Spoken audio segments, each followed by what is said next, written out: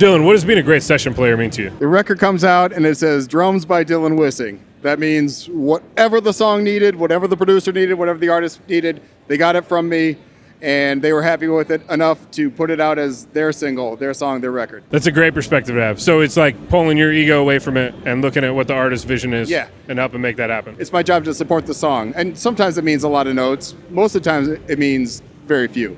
In the early days of your introduction to music, where do you remember starting to discover what that means to be like a player on a record? I grew up in Bloomington, Indiana, which is a college town. Indiana University is there. I lived in the middle of nowhere, absolute middle of nowhere, in the woods with no neighbors, no TV, but a lot of records. So I listened to records and sort of understood how music was created from records, not from seeing live music, because I really didn't see much at all.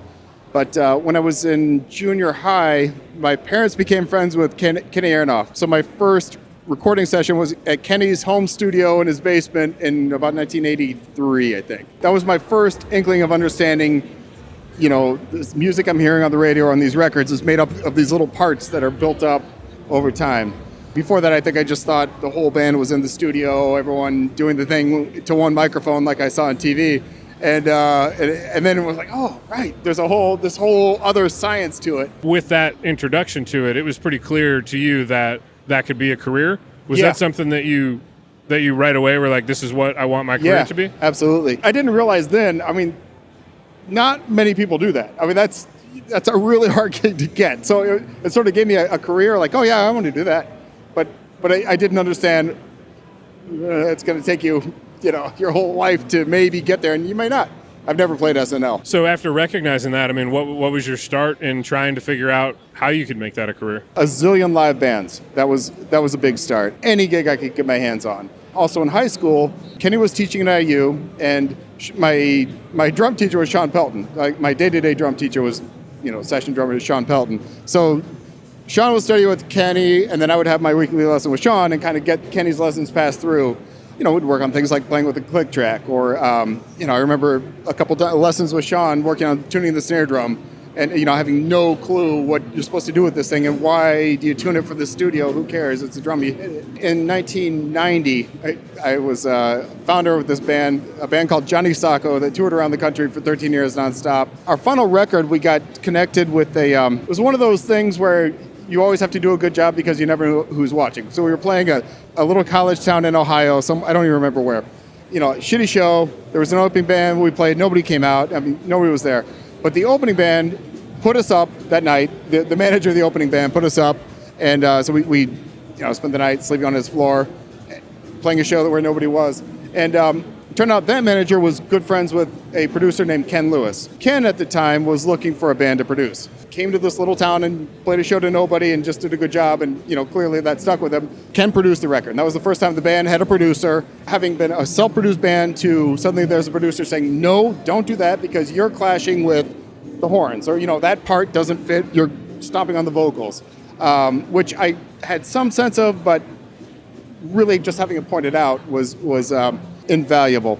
I was doing construction work for Ken, to pay the bills, and New Jersey is a lot more expensive than Indiana. So we were working, and then all of a sudden he said, put down your hammer, we're doing a drum track for Jay-Z. And it was a song on the Black Album. Oh my God, this is my big break. So I ran around and, started getting my stuff together, and I was getting sounds and all that. He came in about an hour later and said, somebody else already got it, so never mind. And I was just hard, like, that was my one break. It'll just, career's over, that's it. That was the path for me. It was doing, learning everything I could about how to play drums and just really learn how the things worked. When you're finding a new snare drum and talking about tuning and the sound of drums in general, what sort of things are you listening for that is going to help you tell that this is something that could sound pretty good on a recording? The dollar amount that the drums go for, whether this drum's collectible or not, and whether it sounds good or not, really had no relation to me. There's no one-to-one correlation between, it's expensive, therefore it's going to sound great. Punch is a big one. Some drums it just fills the room. It's just, and not, I don't mean loud. I don't mean like, but just there's a Ludwig Copperphonic on my kit right now that does exactly that. You know, you play the track and mute the demo drums and record, and it's really obvious. You know, you pick 5 snare drums, record them all, just 2 and 4 on the track. There's a space in the music for this drum, and the other drums could be great drums. It could be expensive. They could be tuned beautifully, but they just, you know, like that sound's already covered up by who knows what else. When you're selecting a snare drum for a track, are you of the mindset of like going through a number of them until you find the one that's there, or is there like, you know, treating a drum versus switching out a drum? At this point, I know what each one does, and I don't really add more unless they have to fill a sonic hole. Pretty much know, you know, this drum with the big fat snare drum on top, and not the thick one, but the one with the hole in the middle, you know, that will get me there, and then maybe tweak it a little if it's slightly out of tune with the track, it's a little too high, a little too low. Getting to the point where you have that type of arsenal in your toolbox to be able to pull from is amazing. For most drummers starting off, they have a drum set. Yep. They have a or maybe 2 snares. Yep, you know, a absolutely. set of cymbals. Were there any things that you figured out in the early stages when you didn't have all those options at your disposal? Kenny Aronoff told me, if you only have 1 snare drum, just get a Ludwig Superphonic and just do everything with that. Like 5, you know, the world's most standard snare drum, the world's most recorded snare drum. If you can't make a sound out of that, the problem's not the drum. And then he said, if you only have 2, get a Ludwig Acrolite. You know, because it's darker. I still think he's right 30 years later. You know, it's really just learning the tuning, learning the heads, learning muffling, learning when to muffle, when not to muffle. So when you're treating the snares to muffle them and take the resonance or sustain out of them, what are you listening for, and do you have any processes for where you place the muffling on the snare? I love the big fat snare drum mufflers for starters, and it's amazing how obvious it is the ones that don't work. You know, I just have 4 or 5, and I'm like, no, oh yeah, that, you know, and it's the same drum. All I'm doing is changing the muffling. I was reading a book about video production. He was talking about getting hired to be a videographer and you know, making a video for something. You're not getting hired to create this whole new universe, whatever. You're getting hired to put a video together that works. Put a video together that fits what the client's looking for. Just do, you know, that's all you need to do. And they'll be happy. They'll probably be happier than that, than a bunch of crazy transitions and wacky graphics that are distracting and you know, maybe they're technically cool, but who wants to see that? They're trying to do a video about, you know, cats. Nobody ever calls me to do 30-second linear fills around the kit, you know, with 5 toms. Girl on Fire for me was my biggest song ever, and it was 6 notes, literally. That's it. Only 6 notes, nothing more, nothing less. What tracks did you get before you laid down your parts? All I got was, we need the opening measure of The Big Beat by Billy Squier. Those projects taught me more than anything, just having to get exactly this. And that's another reason why I ended up with way too much gear. Lord Knows by Drake, there was a ride cymbal part, and it was really simple. I went through 10 ride cymbals, and then I had 20 drumsticks. So I would do ride cymbal 1, drumstick 1, drumstick 2, drumstick 3, you know, like, and just listening to the original, no, you know, it's like I probably had 200 separate ride cymbal samples just to match what was there. And you know, you hear the final thing is just, I'm just doing 8 notes. It's not a hard track. I don't do as many of those anymore. I think that, you know, people have moved on from sample recreation in popular music at the moment. It's maybe for the best, but those are cool projects. That's a like dedication into capturing what the artist is going for. Yeah. If your ego got in the way of that, as we started this conversation about, easily tell someone, why does this matter? It's a ride cymbal. Right. But I think it's really important to mention that, like, someone that's willing to go to that level of detail to please the artist's vision, that's going to give you the opportunity, with the talent and with a little bit of luck and persistence and stuff, a lifelong career. So was that something that was sort of like a natural thing for you, or was it something that was a learned skill set to stay patient? And it was definitely. I mean, my goals aren't artistic as much as I just love playing drums on people's songs. So I don't want to do a solo record. I don't have that. You know, I'm not a songwriter. That's not my passion. So it sounds like it's a lot easier to take your ego out of it when you're not coming at it from the perspective of, I have to put my artistic stamp on this. Yeah. You're exactly. more just thinking, I need to serve the the vision of the artist. Whatever you need, I don't care. I'm happy to and do it. that's foundationally where you feel the most passionate around your playing. Yeah. Gotcha. Which I think is an important thing for the people listening that are trying to find their lane in the industry. to be a little self-aware of and just kind of reflect on that a little bit to figure out, like, am I the type of musician that needs to be in the artistic, kind of mode or spotlight, or am I someone that really loves playing drums and enjoys the journey of chasing down someone else's idea? Right. Yeah. I mean, do you need to have your name on the marquee? I mean, I don't want my name. I'm happy to play with whoever needs me, but I don't need to be the name. I don't want the spotlight on me. I don't want the mic right up in front. I'm more of an ensemble player, I guess, than a soloist. And I mean, don't get me wrong, Elvin Jones' kit is over there in the other room, and it's incredible. I mean, Elvin Jones always sounds like Elvin Jones. And, you hire Elvin Jones for your record, he's going to play like Elvin Jones. If somebody asks me, hey, I need you to do Elvin Jones, I'll practice as hard as I can and try to give it to you. But, but if they say, no, we just want 6 notes, okay, cool. Most of the work that you're doing these days is in your own studio. Yeah. I understand that studio has gone through a few different kind of iterations. A drummer wants to get into working remotely with artists. What suggestions would you give based on your experience thus far on where to start with, like, what do you focus on when you're setting a room up? Untreated rooms for drums are awful. Nothing will sound worse for your drums. So you have to get the low end under control. You have to get the reflections under control. I ended up doing a lot of acoustic treatment to my room in the sense of, my room's just a 20 by 20. It's an old office. It's an old leather factory, 100-year-old building. I got a bunch of heavy packing blankets and put those around the windows because I just had these 2 banks of factory windows. And that took care of, sound leakage in and out. Then I started doing some diffusion behind the drums and settled on I got some products from GIK Acoustics, some diffusion to sort of break up the sound so it has a little more life and air around it.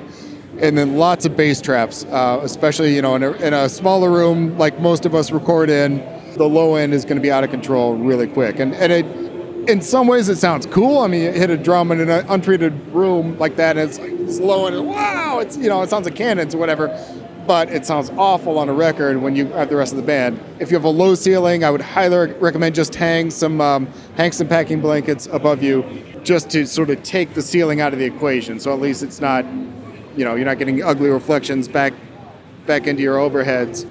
It's not a world-class studio by any stretch, but I get great drum sounds out of it by just paying attention to this stuff. Your new setup is focused on having 3 different kits that are mic'd differently, covering a different range of things. And I want to talk about that a bit. But getting to where someone is just starting, were you someone that did shootouts on like which mics and the placement, and then everything stayed there and never moved? Or how much adjustment do you do based on the style of what you're doing if you're not in a position yet where you have 3 different drum sets set up differently? I got to a point a few years ago where I'd settled on, just a setup that worked, that I was happy with. I had some variation, 2 different sets of overheads, one kind of modern Telefunkens, and then the Coles ribbons, and those are really different sounding, and so whatever the track would be, I would just pull up this or that set of overheads, and that will set the direction pretty quickly. And then here and there, I'd swap out this mic on the snare, but I generally had kind of one setup. Or were there any other alternate options where you have like 2 mics on something? Oh yeah, three mics on the kick, sometimes 3 mics on the snare, different, character mics, trash mics. But I would rather give people too many options and knowing they can, if they just want the one kit center mic and that might be enough for the whole track and they can throw everything else away. The reason I set up the 3 kits was because I did want to, some tracks would be really different. Imagine Dragons kind of thing is very different from sort of a 70s, they want the sound of Levon Helm of the band. And it got so time consuming. It's just me in there. And, I don't have a ton of space, so it's just awkward, having to move all this stuff around. And that's why I realized I wanted the 3 setups that really reflect kind of the 3 main centers of what I do, and we're just mic'd, and I can just turn on the power amps, pull up my template, and record kit B, and that's this session. What goes into your template? Is it just strictly inputs, or do you have any processing running through? In terms of plugins, the only one that I actually print is Auto Align by Soundtrap. So for those that aren't aware of Auto Align yet, which is an incredible plugin, and I would be happy to do a free commercial for them. Yes. I use it every day also. Could you tell us about what the plugin does and Sure. the purpose of it? So anytime you have more than one microphone recording any source, you're going to have phase discrepancies. What auto align does is then digitally aligns both of our mics so that they're lining up exactly at the same time. So you're not canceling out audio or getting weird phasing effects, and it does that across the whole kit. So I mean, getting your phase right, especially in the days before auto align when we had to endlessly be checking the phase button and moving around trying to measure and all that stuff. I'm sure that's a lot of work. The new one is literally you put it on each track, you press a line, you turn, have a sip of coffee, and it's done. The difference is really, really stark, where the drums just sound, they're just open and you can kind of feel the air. They're more three-dimensional. The low end's better. In regards to your room, there was something recently that I saw you post briefly about where you said that for a period of time you were trying to figure out a way to make your room sound like Zeppelin, like larger than life, And then you recognize that there's an alternative option to doing that when you don't have a physical space that has 30-foot ceilings and a big wide open hall and and that sort of thing. It's just not in my room. If I put mics out in the hall, and close the door especially, that'll get me that sound. But I share the space with other people, so I just have to be there really early in the morning, which I don't want to do. If I show up at 9 in the morning, I can record drums with the mics on the hall, and it sounds huge. It sounds like Headley Grange. But otherwise, it's just reverb. Sometimes I'll just put it on the room mics and roll off the low end, and that works pretty well. Or actually, I just added a microphone, the Sylvia Massey hose mic trick, or the garden hose. Have you read her book? I have read her book. One of my students gave it to me. Absolutely love it, but I don't remember that one. So can you tell me about it? Yeah, she taped. She took just a regular green garden hose and taped an SM57 to one end, and then draped the mic around the kit. So it was kind of capturing this weird version of the drums and filtering it out, and then captured with the SM57. And I got that book. The book is amazing. I think anyone who wants to record music has to buy it. Dr. Alien Smith out of Australia took that concept and I think really he's kind of perfected it. I just got it, direct from Australia a week or two ago, and it does that thing where it just makes the drum sound bigger, but it also, I started putting reverb on that a little bit too.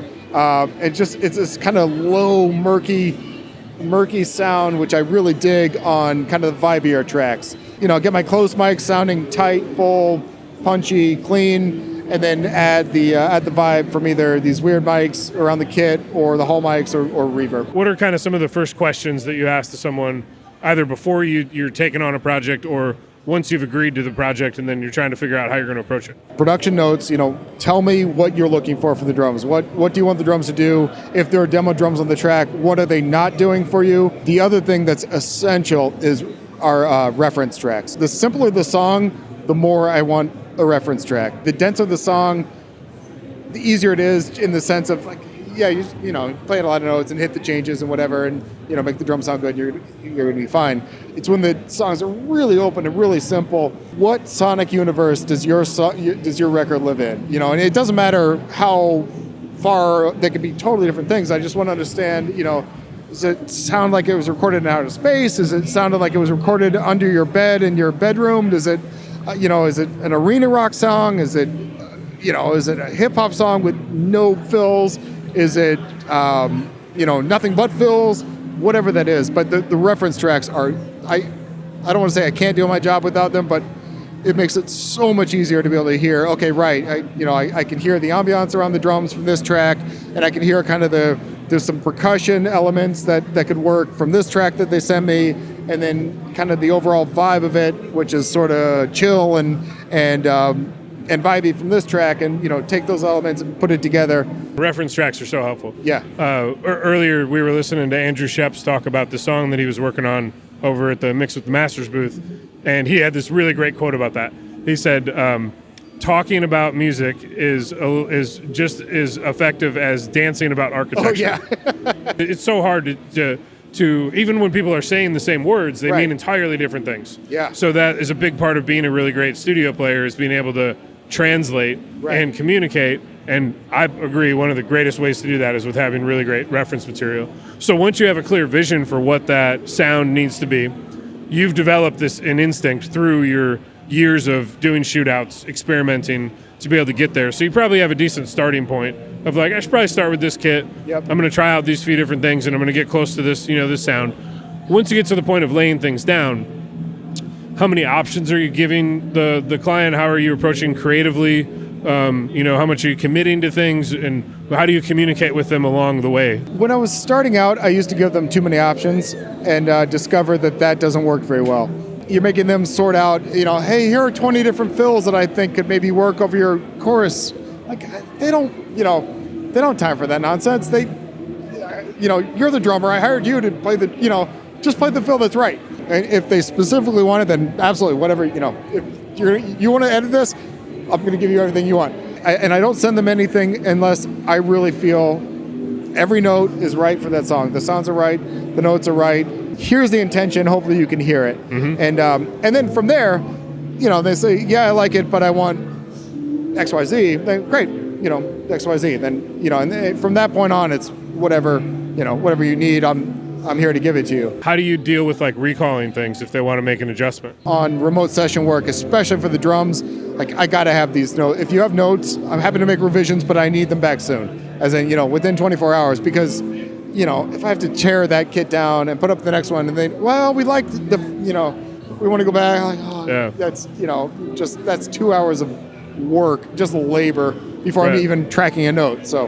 And do you make sure that you communicate that with them beforehand? Yeah. Oh, yeah. Which I know is kind of a rhetorical question, but the reason for it is that I think that we can also, at times, regardless of level of experience, fall into in like assumption mode that whoever's hiring us just knows that this is how it's done. Right. Because this is how we do it, and this is how the people that I know do it. So you're just sort of like assuming that it's already understood that they need to do that. They don't say anything, and then 2 weeks later, they're like, hey, could you adjust this thing? And then when you tell them that either you can't or it's going to cost them a little bit more money because of your time to do it, then they're bummed out because that communication didn't happen before. And you're not doing anything wrong technically, and they're not, but the communication is just really important to just make sure that we don't make assumptions about other people's understanding or what other people think is the way it's done or whatever, I will say the hardest sessions for me are the sessions where the client has never worked with live drums before. And there have been lots of times where they say, yeah, I've only been working with loops and samples, and I'm really excited to have live drums. Raw live drum tracks are a totally different thing than a fully mixed loop. And they hit very differently, they're mixed differently, they're not done. It's, I'm handing you, I want you to, make me a cake, or I want, here are the ingredients of the cake, and you gotta, but, here's your flour and your eggs and whatever, and this is great flour, but, but you want them to already know what it tastes like. But you need to find a baker who's gonna bake, right? Like, let's say like the Drake records that you've worked on, or stuff in that lane, is how much of that is like loop based versus playing linear through the song? I generally play it all the way through. Looping and programming is not a passion. I want to hit things with sticks, sitting and punching buttons for hours on end, and making mouse moves is not. It doesn't really do it for me. So which is also why I don't really use many samples. I mean, just if I need a hand clap sample, I'll try to make it myself with pieces of wood and metal strips and whatever. Are you ever using samples to layer the organic sound that you have to create something that might be closer to getting there, or you just try to find a way to do it naturally? I every once in a great while, but I'd rather just do it naturally. Actually, a client today said, hey, I want programmed disco drums. Like, yeah, happy to do it, and there are modern disco-inspired tracks that have live drums that have all been heavily quantized and everything else, and I can give you that, but like, no, I really want more of a, like 808 trap disco thing, and that's, there are people that program that to death. So there are times also where you're pitched a gig and you say, you'd probably be happier with someone else doing it. Every once in a while. There are people that have specialized in live acoustic track drumming. I'm not that guy. I think that's a really important principle that doesn't get really brought up a lot about like when it's right to turn down a gig. Because a lot of times it's like, say yes to everything. You never know when that next thing is going to lead to that, which is great to have that openness to doing it. But there are times too where just pointing someone in a different direction could just end up making them happier in the long run and salvaging that relationship, because rather than going through the process and maybe them not being totally happy with it at the end or whatever, now they just know they'll come back to you the next time they have something that is perfect for you. And now they know someone new that you introduced them to, possibly, that that does that thing that they were really looking for this thing. And it's interesting how much work can be found from turning down work once you start to realize when it's the right situation to do that. 100% been that drummer of, I'm going to take any gig, I don't care what it is, and did that for a very long time. And I mean, it's also amazing what you learn throwing yourself into a situation that you're probably not the right person for, but you got to figure it out. So trying to find that balance of when's the time to say yes, and when if the stakes are low, just say yes. It doesn't matter. If the stakes are extremely high and the time, Is there any process that you have, like system for, file delivery or file management or anything that you've learned over the years? I make sure that every track says what it is. Kick in, better be labeled kick in. I almost always actually just add the title of the microphone to it so that I know if I'm 3 years later, I know what kick in was. It was, the Telefunken M82.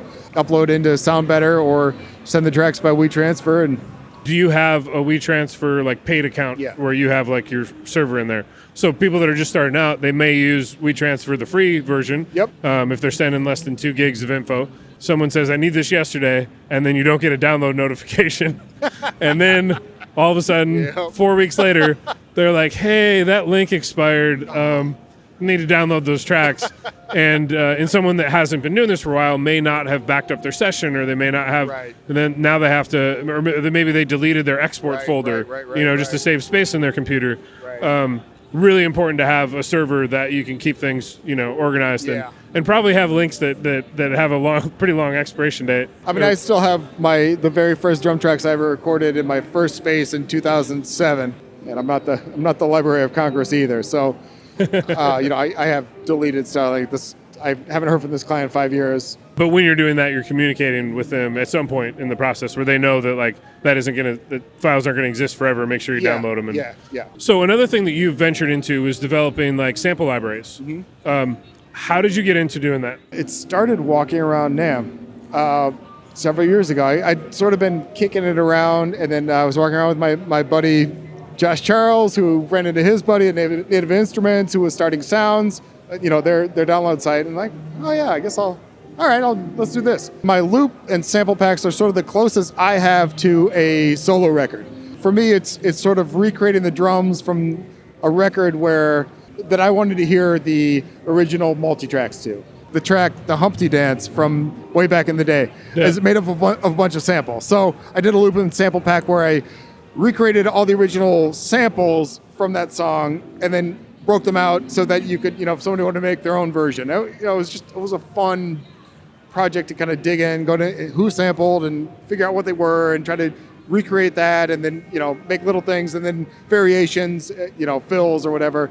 And then that's that sample pack. That kind of culminated a couple years ago where Cooper and I did a couple sample packs for Native Instruments, Rhythm Source, and Empire Breaks. And they were both based on break beats, and one was kind of a drum and bass thing, and the other was more hip-hop breaks. Well, I think it's really interesting because that has definitely become and will continue to be another outlet for musicians that have that interest in intricacy, and want to dive into it. There's definitely a pathway. And hearing your story about how you're just wandering around the NAMM show floor and happen to run into somebody that knows somebody that's involved in it. It can be that simple to be able to at least get the journey started on moving towards doing something with the company as substantial as Native Instruments and all that. As the Studio Musician Academy, we want to provide ideas and concepts for where every type of different musician could fit into making playing their instrument an amazing career.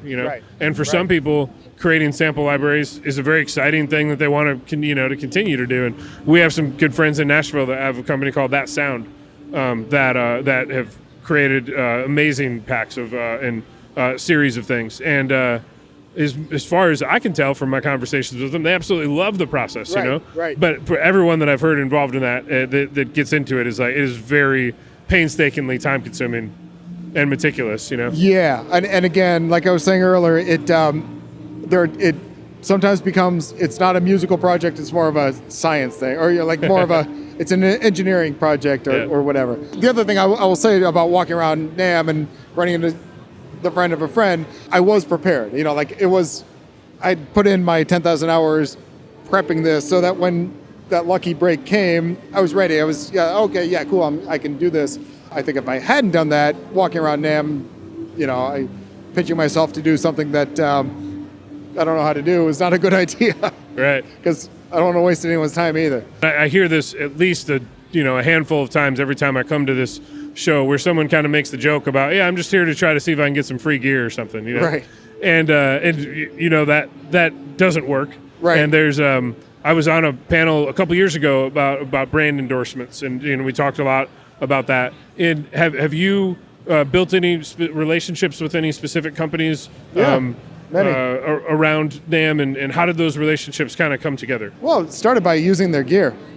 That's a big one, you know. And having done so many shootouts, I've kind of figured out what works for me and what doesn't. And not to say there aren't infinite other things that could work too. I've sort of found my workflow. Then it was just a matter of coming here and introducing myself and say, hey, I love your stuff. You know, I've been posting about it and would love to build a relationship with you. So a lot of it is finding what you love, the stuff that you really enjoy. Yeah. And then making your way out to places like NAMM and AES. Right. Going out, introducing yourself.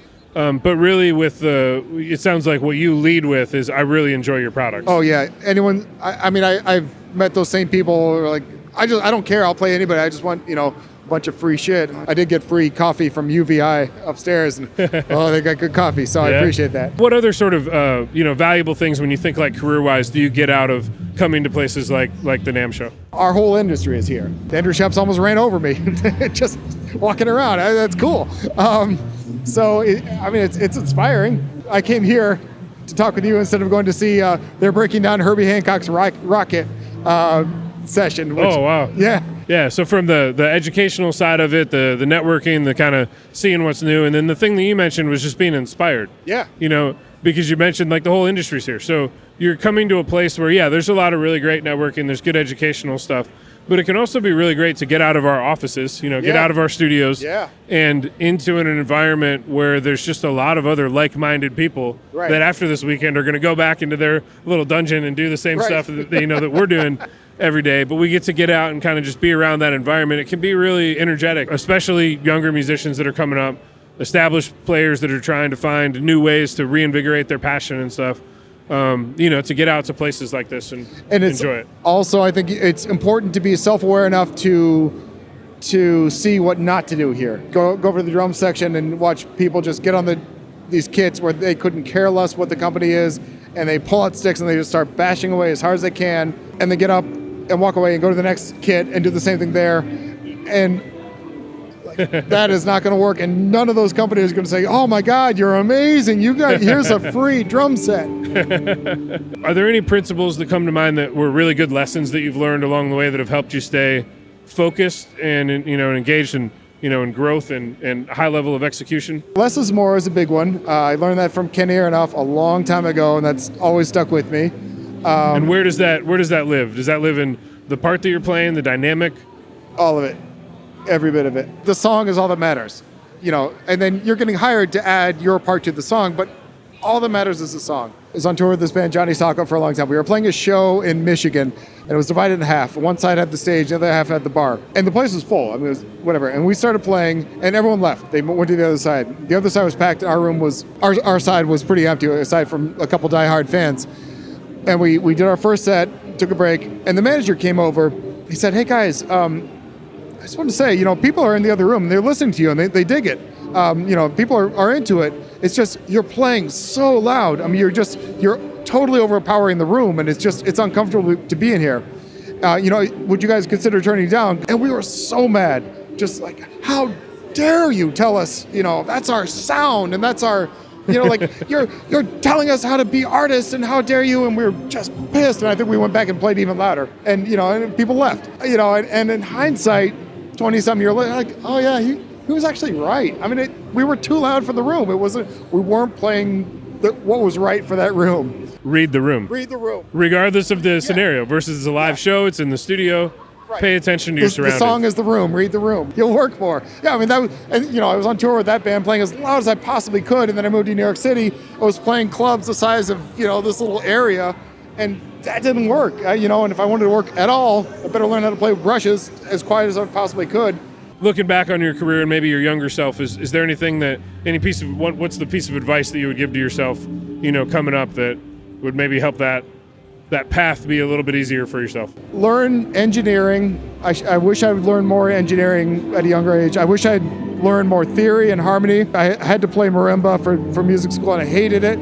It's a beautiful instrument. I wanted to hit it like a set of drums, which doesn't work at all. It's disrespectful to the instrument, and it was stupid.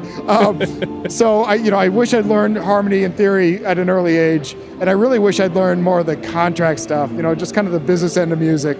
We did it for so many years and we survived, but I think if we had had a better sense of just how the industry works, how the contracts work, what different sources of income there are, that would have been a big help. Well, man, this has been incredible. Thank you so much for taking the time to do this. I hope that we can do some more really great stuff to share some of your insight and the knowledge that you've learned along the way. But I think this conversation was a really great place to start and cool, man. Give everybody an introduction to everything that you do. I'm glad we got to talk. Thanks, Joe. Thanks a lot, brother.